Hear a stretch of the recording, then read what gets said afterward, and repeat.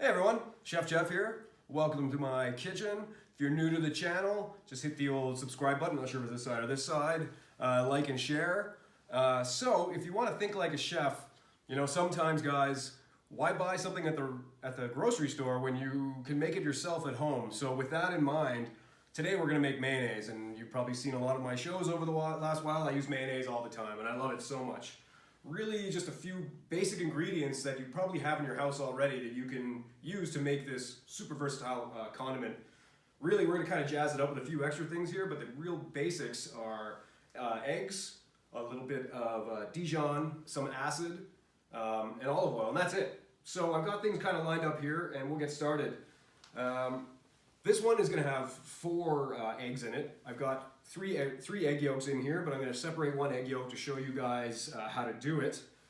So just crack your egg, and you're gonna let your egg yolk kind of spill out, and you're just gonna kind of move it from side to side here, and letting all that egg white get out. And you know, of course, save the egg white because you can have a delicious egg white omelet, or if you're fancy, you can make meringue, or this is actually great in a whiskey sour too. Anyway, in you go.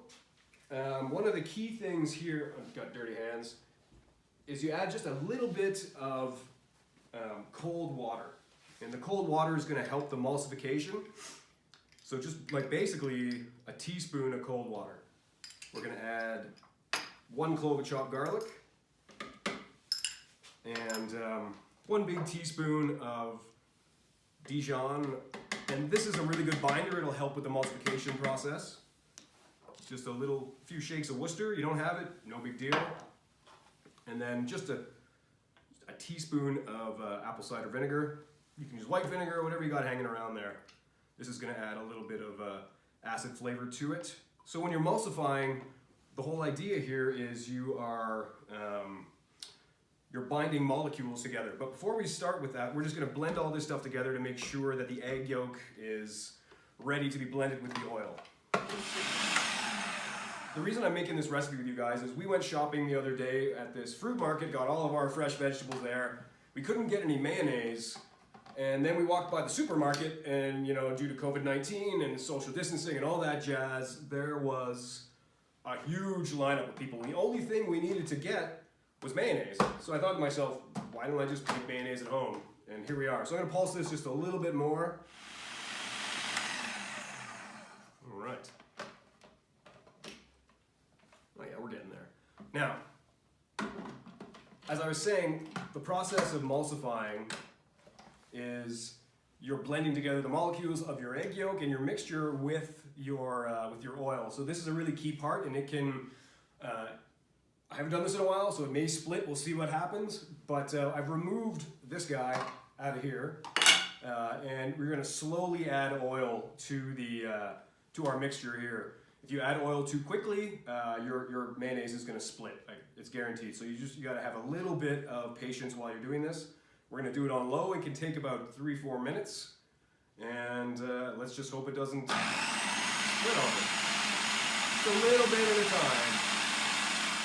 Okay, so I forgot to explain how much oil and what the blend was. This is 350 mils, equal parts of vegetable oil and olive oil.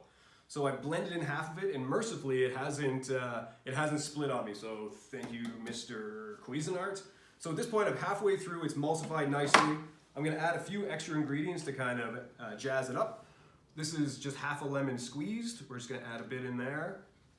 Then we got a little bit of seeded mustard. So I'm going to add 1 big tablespoon in there. And if you got horseradish, I love horseradish aioli. So we're going to add 2 teaspoons into this thing here, and we're going to go back to adding the oil. And again, once you know that you've got a really nice thick mixture that's coming together, you can start adding your oil a little bit quicker. But like I said, I've paused for a moment, I've added some more ingredients, and we're going to go keep blending on low here.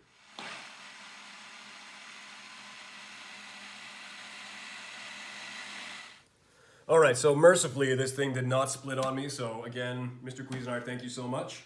Now, every time you make something, super important that you taste what you've made. So I'm gonna give this baby a little taste. See if it's up to snuff. Oh, it's creamy and perfect. Not quite perfect, it just needs a touch more acid, and I have a little bit more of this lemon juice, so I'm gonna add this in, blend it up, and add a little salt and pepper, and then we're ready to roll. Oh yeah, this is tasty. All right, salt and pepper. One more quick blend. And we are done. All right. So here we go. We got thick, creamy, beautiful homemade mayonnaise that it took really no time at all to make. And this is stuff you can make with everything you've got hanging around in your house. And you know what? I'm pretty happy the way this turned out. So from my kitchen to yours, friends, bon appetit.